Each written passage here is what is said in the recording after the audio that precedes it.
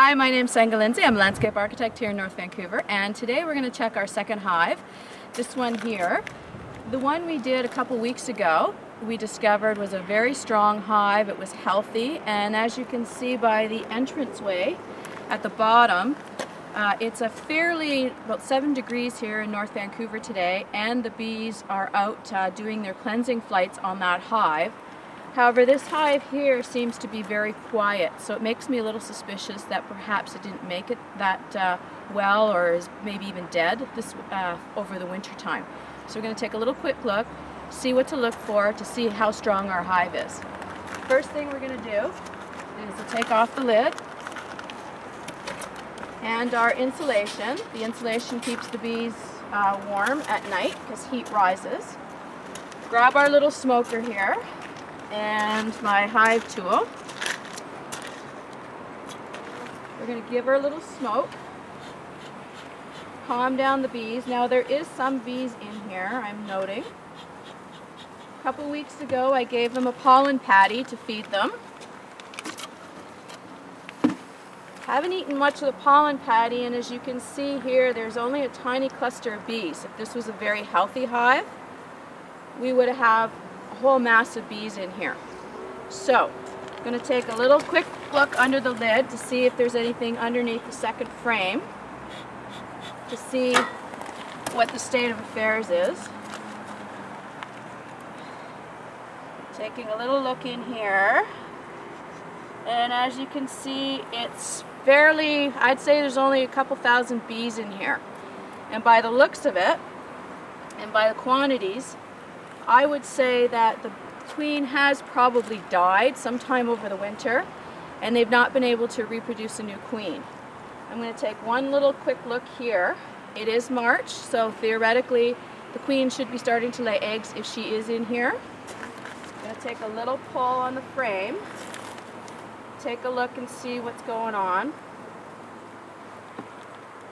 And as you can see, we've still got a lot of honey here, and actually no eggs. I can't see any eggs at all, no capped brood.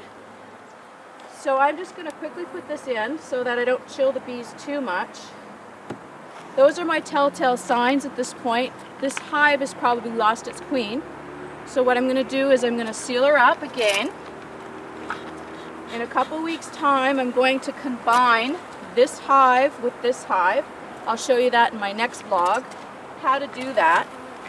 What combining does is it uses the workers that are left alive and remaining in this hive. I'll amalgamate it with the strong one.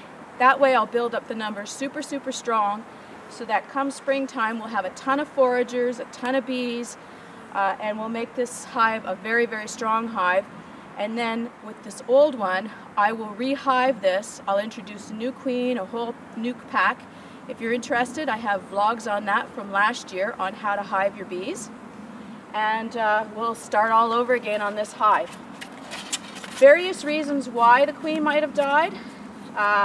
She could have been a weak queen. These ones did come from New Zealand. And the theory is that they're perhaps not as hardy to our Canadian climates.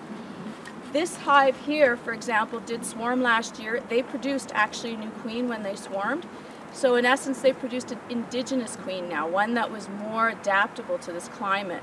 So that could explain why this one is going gangbusters, and this one with its old New Zealand queen maybe was a bit weaker, didn't perform very well, and c'est la vie.